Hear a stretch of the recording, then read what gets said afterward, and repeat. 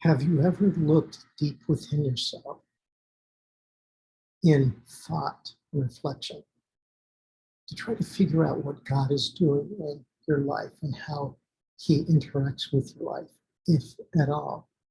Psalm 139 is like David's invitation for the readers, the listeners, to peer into his thoughts as he opens them up in terms of the significance that he sees of his being the anointed king out of which the line of the Messiah would eventually come. At the end of Psalm 138, David expresses a confidence that the Lord looks upon those who are lonely, who trust in him and seek him for deliverance and help. And Psalm 139 picks up from, or should I say, based on that expression of confidence as he looks within himself.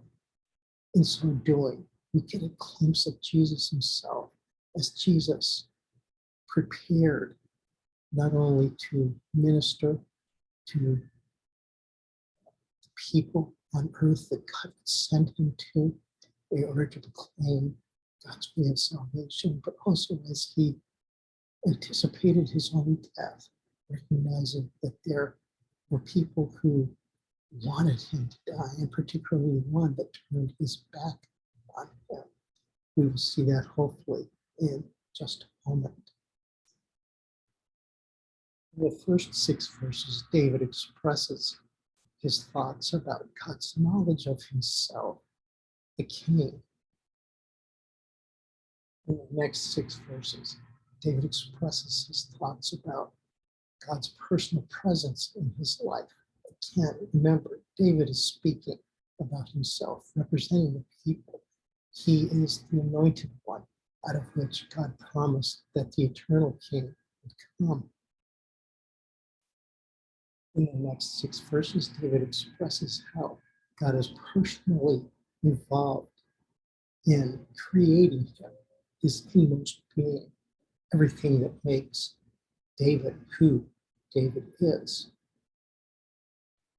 And in the final 6 verses, David expresses his response to what God has shown him, about how God knows everything about him, about how God is present in every detail of his life, about how God has created everything about him, and now how God wants David to respond in praise for his, that is, God's being active in directing every step of his existence. Verses 19 through 24 seeming like an interruption, almost like they don't belong here. I've asked these kinds of questions before, as we have seen in some of the Psalms, how David or the speaker prays that God would bring forth his judgment and misery upon those who are opposed to his rule.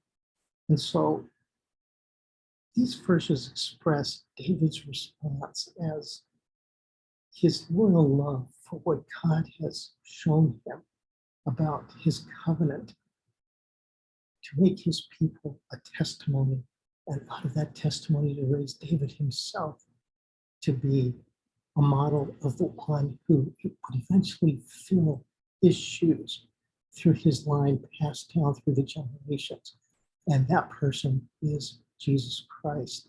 In these verses, that is verses 19 to 22 particularly, David the king's desires are so aligned with God's concerns that his enemies are precisely the same as God's enemies.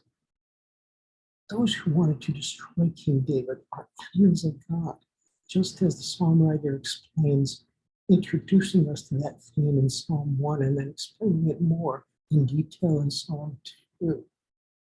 David realizes that if these enemies persevere in their hardness, in their opposition to Jesus, the Messiah to come is the only one who could pray such a prayer. And I want to suggest to you that this very day, this prayer, Psalm 139, is not something that is meant for each one of us to pray as imprecations against people who have made our lives difficult.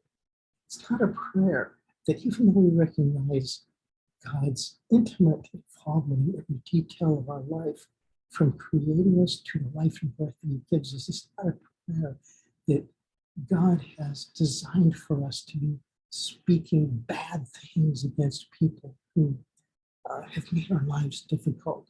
No, it's a prayer that anticipates Jesus Himself, the Messiah to come, who would reign, and who would be the only one who could speak such judgment. And so in verses 23 and 24, David, ultimately pointing to the ultimate king, King Jesus, is the one who could speak such words, who could say that even as God loved the world, because the world was opposed to Him, ultimately those who did not rule and do not rule to the King, that is King Jesus, will come under such judgment. And it's only Jesus Himself who can pray these words, which end Psalm 139. And so Psalm 139 anticipates the heart of Jesus Christ Himself.